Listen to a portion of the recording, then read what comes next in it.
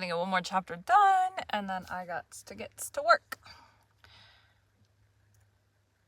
Today we'll be continuing Great Expectations by Charles Dickens. Chapter 13. It was a trial to my feelings, on the next day but one, to see Joe arraying himself in his Sunday clothes to accompany me to Miss Havisham's.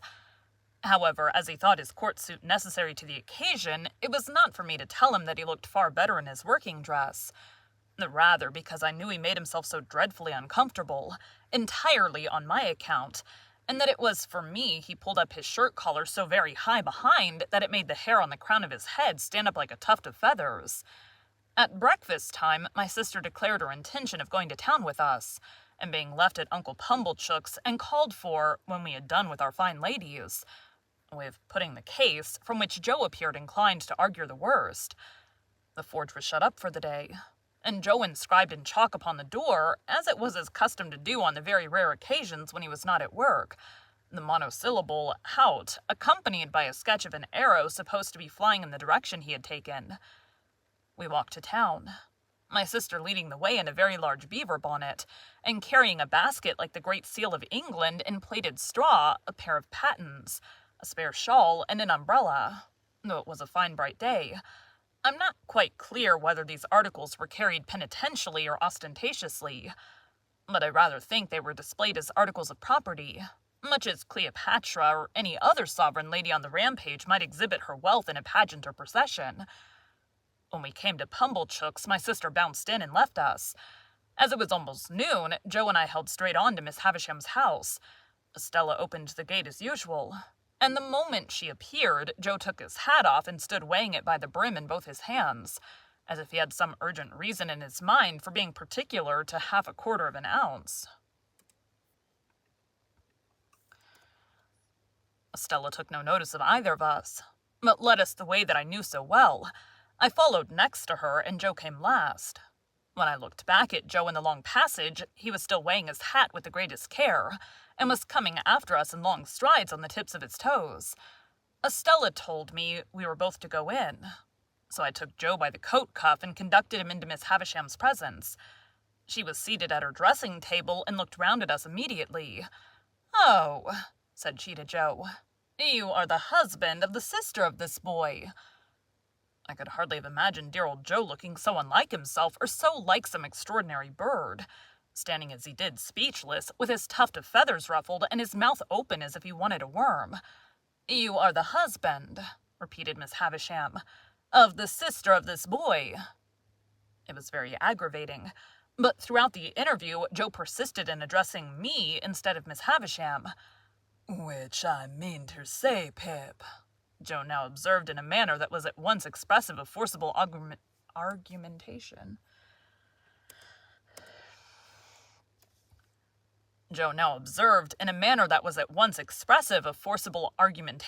Strict confidence, and great politeness. "As I hop and married your sister, and I were at the time what you might call, if you was anyways inclined, a single man." "Well," said Miss Havisham, "and you have reared the boy with the intention of taking him for your apprentice. Is that so, Mr. Gargery?" "You know, Pip," replied Joe, "as you and me were ever friends, and it were looked forward to betwixt us, as being calculated to lead to larks. Not but what, Pip, if you'd ever made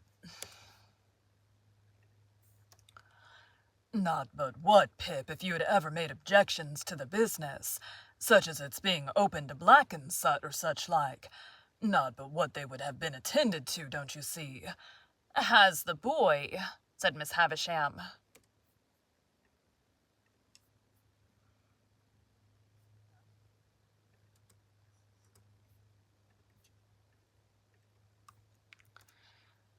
"ever made any objection? Does he like the trade?"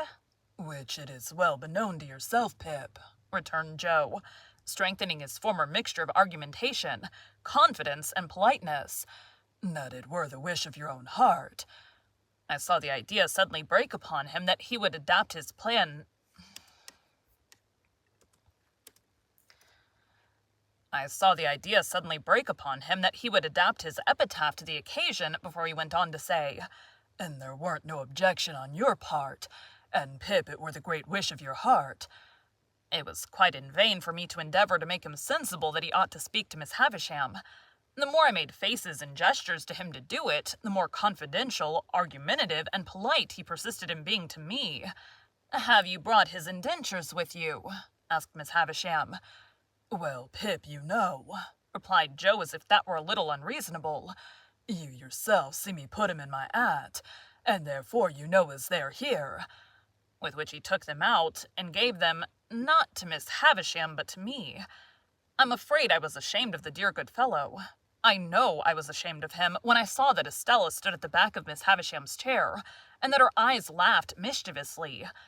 I took the indentures out of his hand and gave them to Miss Havisham. "You expected," said Miss Havisham as she looked them over, "no premium with the boy." "Joe," I remonstrated, for he made no reply at all. "Why don't you answer?" Pip, returned Joe, cutting me short as if he were hurt. "Which I mean to say, that were not a question requiring an answer betwixt yourself and me, and which you know the answer to be full well, no. You know it to be no, Pip, and wherefore should I say it?" Miss Havisham glanced at him as if she understood what he really was better.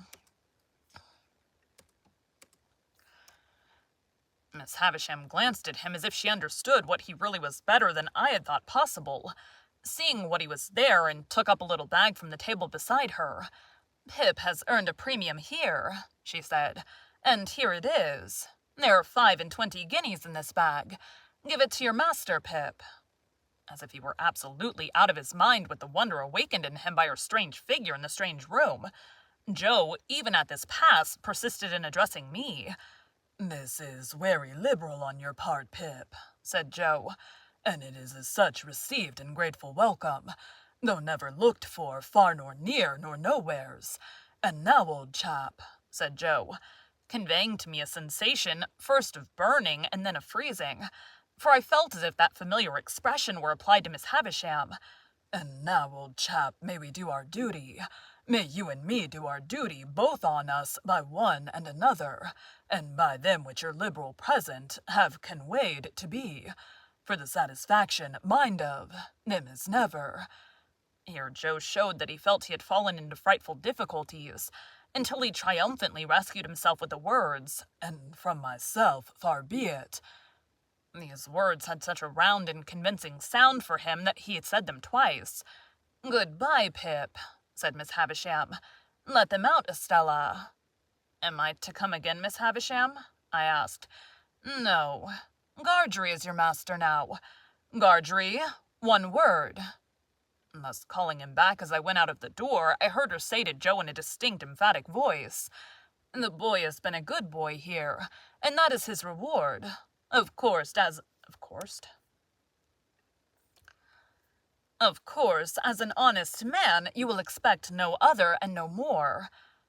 How Joe got out of the room, I've never been able to determine. But I know that when he did get out, he was steadily proceeding upstairs instead of coming down, and was deaf to all remonstrances until I went after him and laid hold of him.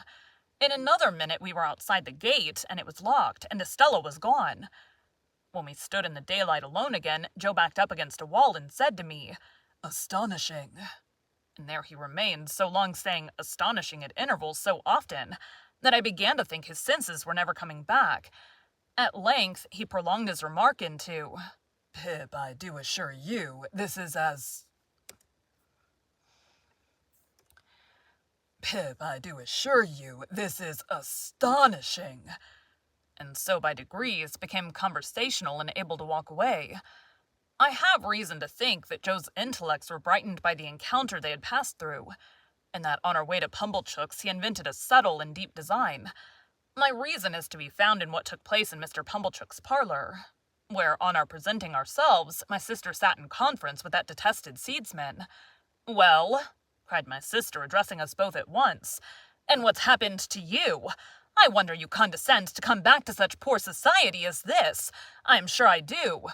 "Miss Havisham," said Joe with a fixed look at me, like an effort of remembrance, "made it very particular that we should give her, were it compliments or respects, Pip, "Compliments," I said. "Which," answered Joe. Which that were my own belief," answered Joe.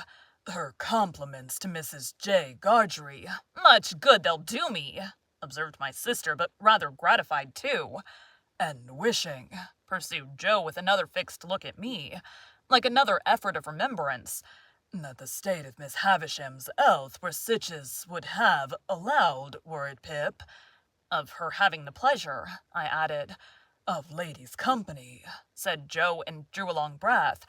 "Well," cried my sister with a mollified glance at Mr. Pumblechook, "she might have had the politeness to send that message at first, but it's better late than never. And what did she give young Rantipole here?" "She give him," said Joe, "nothing." Mrs. Joe was going to break out, but Joe went on. "What she give," said Joe, "she give to his friends. And by his friends were her explanation. I mean into the hands of his sister, Mrs. J. Gargery. Them were her words, Mrs. J. Gargery. She mayn't have knowed," added Joe with an appearance of reflection, "whether it were Joe or George.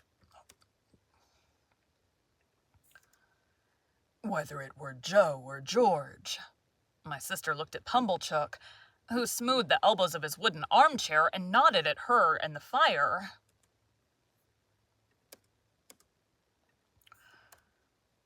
As if he had known all about it beforehand. "And how much have you got?" asked my sister, laughing. Positively laughing. What would present company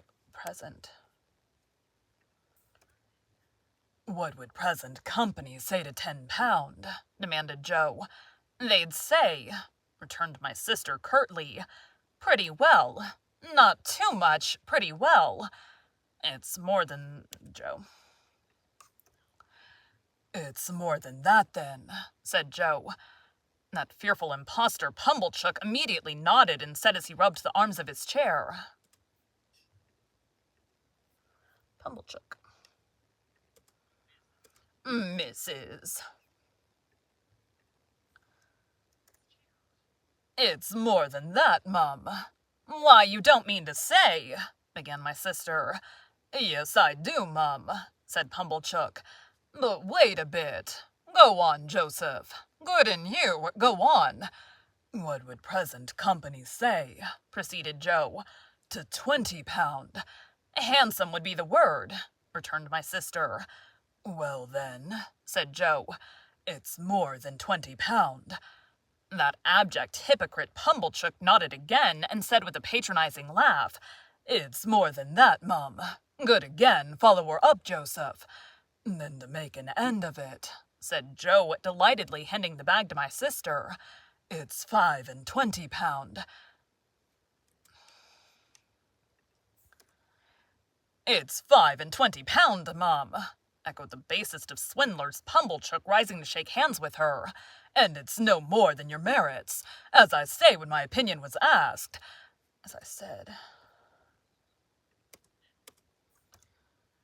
"And it's no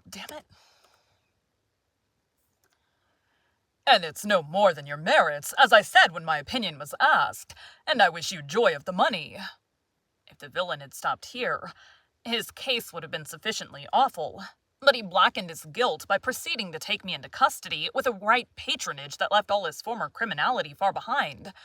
"Now you see, Joseph and wife," said Pumblechook as he took me by the arm above the elbow, "I am one of them that always go right through with what they've begun. This boy must be bound out of hand.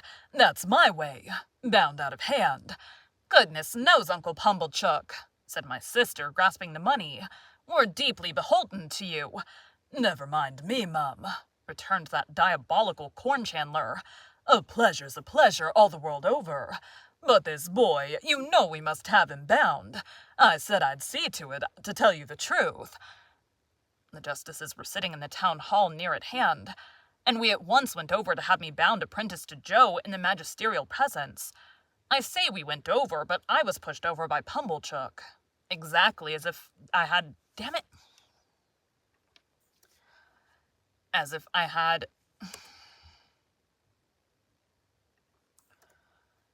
Exactly as if I had that moment picked a pocket or fired a Rick. Indeed, it was the general impression in court that I'd been taken red-handed. For as Pumblechook shoved me before him through the crowd, I heard some people say, "What's he done?" and others, "He's a young'un too, but looks bad, don't he?" One person of mild and benevolent aspect even gave me a tract ornamented with a woodcut of a malevolent young man fitted up with a perfect sausage shop of fetters, and entitled to be read in my cell.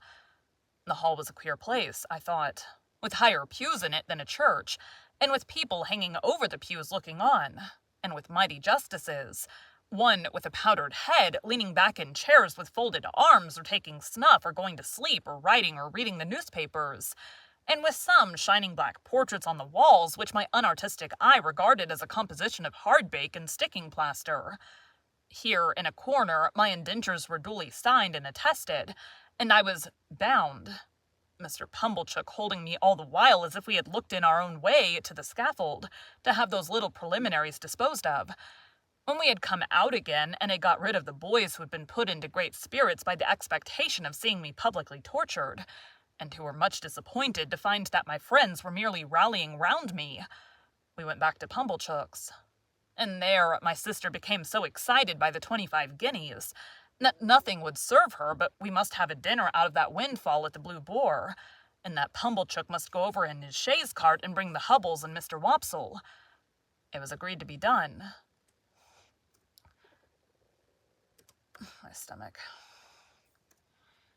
And a most melancholy day I passed, for it inscrutably appeared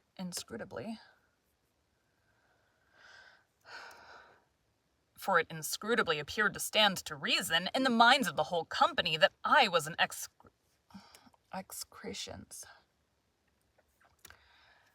For it inscrutably appeared to stand to reason in the minds of the whole company that I was an excrescence on the entertainment, and to make it worse, they all asked me from time to time, in short, whenever they had nothing else to do, why I didn't enjoy myself. And what could I possibly do then but say I was enjoying myself when I wasn't? However, they were grown up and had their own way, and they made the most of it. That swindling Pumblechook, exalted into the beneficent contriver of the whole occasion, actually took the top of the table, and when he addressed them on the subject of my being bound, and had fiendishly congratulated them on being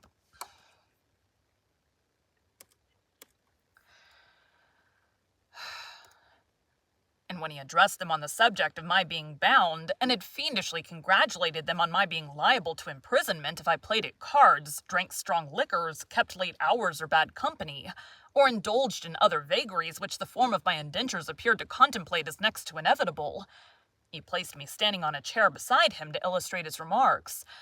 My only other remembrances of the great festival are that they wouldn't let me go to sleep, but whenever they saw me dropping off, woke me up and told me to enjoy myself. That rather late in the evening, Mr. Wopsle gave us Collins's ode and threw his blood-stained sword in thunder down with such effect that a waiter came in and said the commercials underneath sent up their compliments, and it wasn't the Tumbler's Arms. That they were all in excellent spirits on the road home, and sang "O Lady Fair," Mr. Wopsle taking the bass, and asserting with a tremendously strong voice, in reply to the inquisitive boor who leads that piece of music in a most impertinent manner, by wanting to know all about everybody's private affairs. Burp. That he was the man with his white locks flowing, and that he was upon the whole the weakest pilgrim going. Finally, I remember that when I got into my little bedroom, I was truly wretched, and had a strong conviction on me that I should never like Joe's trade. I had liked it once, but once was not now. Thank you for joining Bite at a Time Books today, while we read a bite of one of your favorite classics. Again, my name is Bree Carlile, and I hope you come back tomorrow for the next bite of Great Expectations. Go to the beginning, zoom out, save. I'm going to cut out what we just did. I like this book. So, the Little Women had like all really long chapters. So this one has some long chapters, but it does have some shorter ones. Like one I have to do tomorrow is only 5 minutes long. So it's got a good variety of chapter length. I don't actually know.